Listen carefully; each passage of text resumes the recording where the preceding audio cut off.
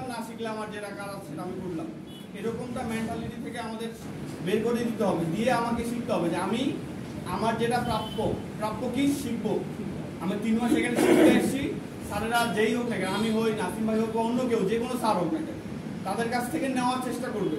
বাসায় যে কাজ দেওয়া হবে সেই কাজ করার চেষ্টা করবেন। কারণ আমরা তো যতটুকু আমাদেরকে আল্লাহ বা সৃষ্টিকর্তা মেধা দিয়েছি সেটা আপনাদের সাথে নলেজ শেয়ার করার জন্য আসছি, তাই না? আমাদের নলেজে যেটুকু আছে আমরা আপনাদেরকে দিব, কিন্তু আপনারা যদি সেটা নিতে না পারেন, নিতে না চান, আপনার ক্লাস বাদ দিয়ে অন্য কোথাও যাচ্ছেন, স্যার আজকে আমার ছুটি লাগবে, স্যার আজকে আমি এটা হচ্ছে যে ভালো লাগতেছে না স্যার বাড়ি যাবো, এই ধরনের বিষয় বাদ দেন, টোটালি বাদ দেন। একটা ফর্মালিটি সিস্টেমেটিকভাবে চলার চেষ্টা করি আমরা। দিন শেষে আমাদের ব্রাঞ্চে যেই কিছু হোক না কেন, একটা গোলযোগ হয়ে গেছে অলরেডি, আমি সেটা নিয়ে কোনো কথা বলতে যাচ্ছি না, যে আমার ব্রাঞ্চে যেই হোক না কেন, দিন শেষে নাম উঠবে কার? বগুড়া ব্রাঞ্চের হচ্ছে সমস্যা। স্পেসিফিকভাবে কারো নাম আসবে, ব্রাঞ্চের নাম আসবে। টোটাল আপনার জেলাটাকে আপনি কি করতেছেন? হাইলাইট করতেছেন কিভাবে, ভালোর দিক থেকে না খারাপের দিক থেকে। ই লার্নিংয়ে হোক বা যুব উন্নয়ন অধিদপ্তরে হোক, যদি কোনো কিছু হয়, নাম উঠবে কি? বগুড়া ব্রাঞ্চ চলে না, বা বগুড়া ব্রাঞ্চের সমস্যা, বগুড়াতে সমস্যা। তো বগুড়াতে সমস্যা হলে কি টোটাল আপনাদের জন্য বা আমাদের জন্য একটা জেলাকে আমরা বদনাম করব। তো কেন আমি আমার নিজের জেলাকে হাইলাইট করবো, কালারিং করবো কেন? তো আমি এমন কোনো কাজ করব না যার ফলে আমার জেলা, আমার জন্য আমার ভাই, আমার বোন, আমার প্রতিবেশী তারা ক্ষতিগ্রস্ত হয়।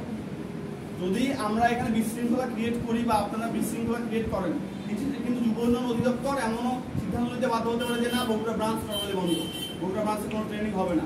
এই সিদ্ধান্ত কিন্তু চাইলে যুব উন্নয়ন অধিদপ্তর নিতে পারে, ওনাদের সে ক্ষমতা আছে। তো বগুড়া ব্রাঞ্চ যদি বন্ধ করে দেওয়া হয়, তাহলে কি আমরা ট্রেনিং গ্রহণ করতে পারবো এই জায়গা থেকে? তাহলে ক্ষতিটা কার হইলো? যুব উন্নয়ন অধিদপ্তরের না আমাদের? আমরা এমন কোনো কিছু করবো না যেটাতে আমাদের ক্ষতি হয়, ঠিক আছে? এটা আমাদের বাসা না, এটা আমাদের ফ্যামিলি। এখন বাসার মতো ফ্যাসিলিটি আমরা এই জায়গাতে পাবো না ভাই, এখানেও আমাদের কিছু প্রতিবন্ধকতা থাকবে। বাসায় আমার মা যখন রান্না করে, প্রতিদিন রান্না সেম হয় না, কোনোদিন ভালো হয়, কোনোদিন খারাপ হয়। আজকে লবণ বেশি হয়েছে, আজকে হচ্ছে যে এটা ভালো করতেছে না, তরকারি টেস্ট আসে নাই, তো তখন কি আমরা সেই খাবার খাই না? অবশ্যই খাই। হয়তো মাকে বলি যে মা আজকে রান্না ভালো হয়নি, কিন্তু বাধ্য হই, খাই। তো না খাইলেও মা অন্য একটা ব্যবস্থা করে দিতে পারে। বাট এই জায়গায় ভাই আমার মা নাই যে আমাকে আদর করে খাওয়াবে। এই জায়গায় স্পেসিফিকভাবে আমাদের মুরব্বী চাচা যে আছে উনি তারপরেও হচ্ছে যথেষ্ট ভালো রান্না করে। হয়তো ভাই ওনারও বয়স্ক মানুষ, কোনোদিন ভুল ত্রুটি হতেই পারে, মানুষ কিন্তু ভুল ত্রুটির বাইরে না।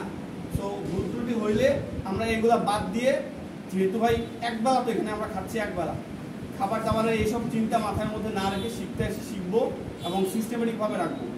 এখানে আপনাদের বেশ কিছু প্রতিবন্ধকতা আছে, আমাদেরও প্রতিবন্ধকতা আছে, এবং প্রিভিয়াসলি কিছু রুলস অ্যান্ড রেগুলেশনের একটু এক্সচেঞ্জ হবে আপনাদের। আমি সকালবেলায় এই ল্যাবে বলেছি, আমি ওই এই ল্যাবে বলিনি এখনো, কিছু সিস্টেমেটিক্যালি আমাদের হচ্ছে রুলস অ্যান্ড রেগুলেশনে একটু আমরা পরিবর্তন আনবো। তো এই পরিবর্তনের জন্য আমরা আপনাদের সাথে চাই। আপনারা কি আমাদের সাথে থাকবেন পরিবর্তনে? আমরা সবকিছু একটা ফর্মালিটি এবং সিস্টেমেটিকের রুলসের মধ্যে আনতে যাচ্ছি। আচ্ছা, আজান দিচ্ছে।